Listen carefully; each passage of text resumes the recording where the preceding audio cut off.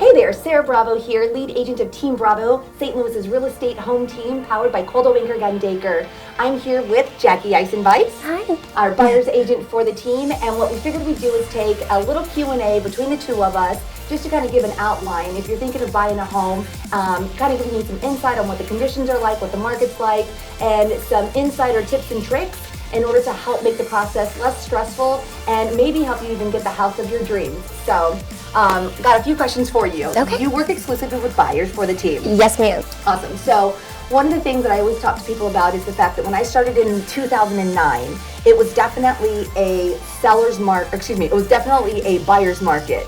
Literally, there were, I don't know how many houses were for sale at one time, but basically for every single buyer, there were probably somewhere in the neighborhood of about 25 houses for that buyer on this day, and the next day you knew there was going to be about 25 more new houses that hit the market. So finding properties was a whole different challenge than what it is today, almost a 180 experience. Yeah, because sounds there was like it. so much inventory. You, now licensed. Oh my gosh, it's totally opposite than that. Right now, it's a seller's market completely. Basically, anything 300 and below is just flying off the shelves. You can't keep your buyers in the door fast enough. I would say for every one house, there's probably like 15 serious buyers that might write on that particular house. Exactly. So here you got two experienced agents dealing with complete polar opposite learning curves in the industry. So with that, obviously we strategize, we put together plans in order to try to leverage our buyer's position so that we can get them, hopefully, the house that they actually want. So I know that you spend a lot of time on a couple of things. One, searching for properties, because there's a lot, it's not just get on the MLS and find a house. I know you do a lot of digging behind the scenes besides the MLS. Share with our audience some of the things that you do besides just look on MLS to find a home. So I think the biggest thing right now to be doing is just screening the coming soons. A benefit with Coldwell Banker Gundaker is we have a thing called rapid reporting. That's where agents go and put their coming soon listings in. I screen that a lot. I also go through Zillow and obviously do the usual coming soon search that everybody else is doing. And then I network with other agents in the office and just get a feel for what might be coming on the market that my clients could be interested in. Right, and then I know you do a lot with Facebook and social media. Yes. So I don't know how many groups you're a part of, but I'm probably part of about, I would say like 20 coming soon groups in the area where agents go and they post their coming soon listings too. So we do a lot of scrolling through those and just see what's coming our way. Yeah, and the thing that the consumer doesn't have any idea about is a lot of those coming soon Facebook groups and things of that nature, those are actually private groups. So you may be seeing something on Zillow, but if you don't have an agent like a Jackie that's working hard for you, you're missing out on potential opportunities that could be the absolute house of your dreams. So I know that that's a big advantage working with Jackie, is that you really do think outside the box. Definitely.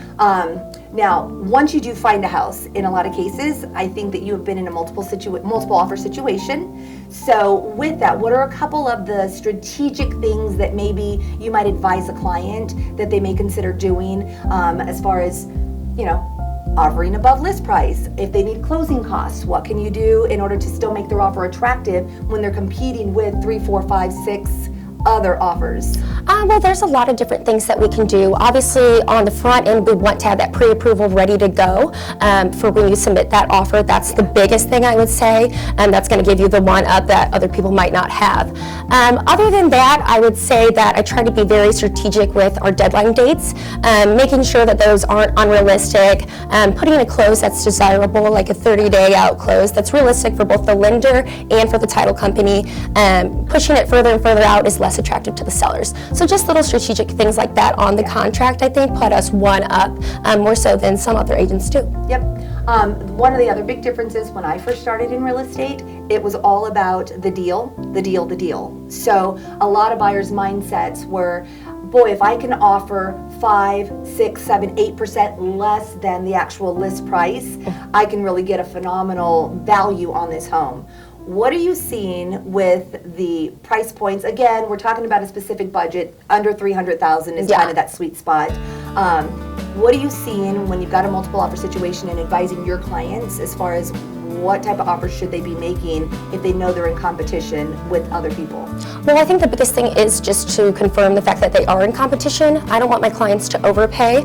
So definitely I'm always reaching out to the agent and just seeing what all has come their way thus far. If I do know that there are actually legit offers on the table, I will recommend above list price. Obviously, I will thoroughly run the comps prior to this and just get a really good feel on what's actually going on in the market right now currently. I would say on average, we're maybe going about $5K above list price. Ultimately, if it doesn't appraise, it's not going to be worth it anyway. So I don't want to get them too far over the spectrum either. Yeah, and I know that we were talking about even adding an escalation clause and utilizing that, which if you have no idea what I just said, that's okay, Jackie does.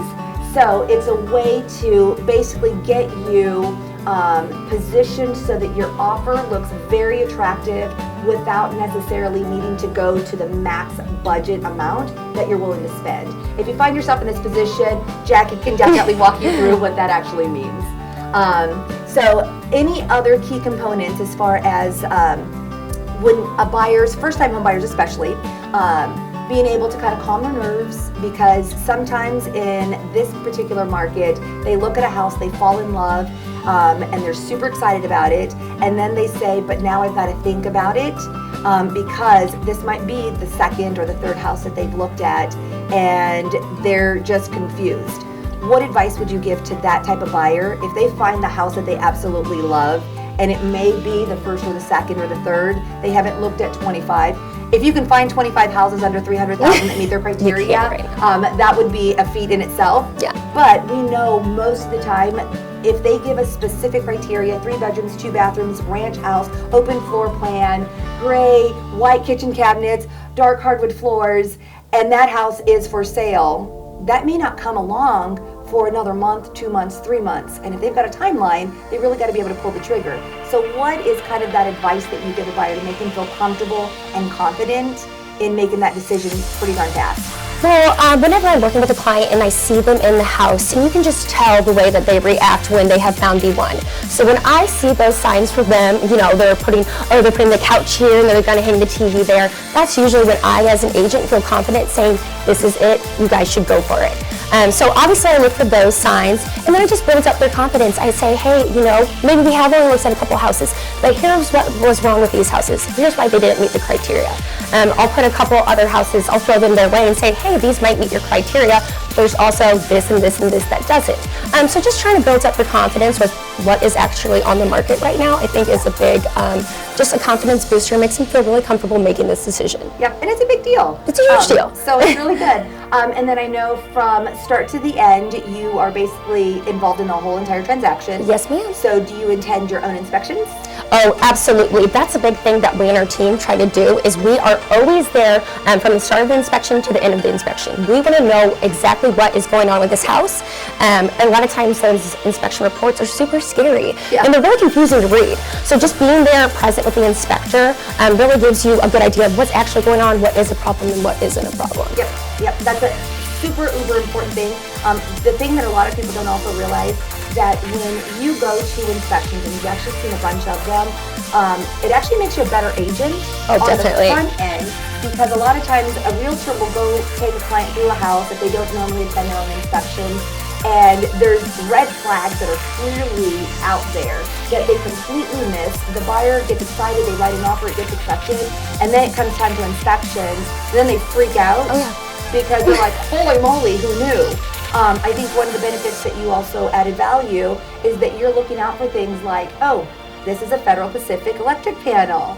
The inspector's probably going to tell you that is going to need to be replaced. So when it comes to the inspection, there's no surprise. Other little key things, you know, that are going to get flagged, cracks in the foundation. Definitely.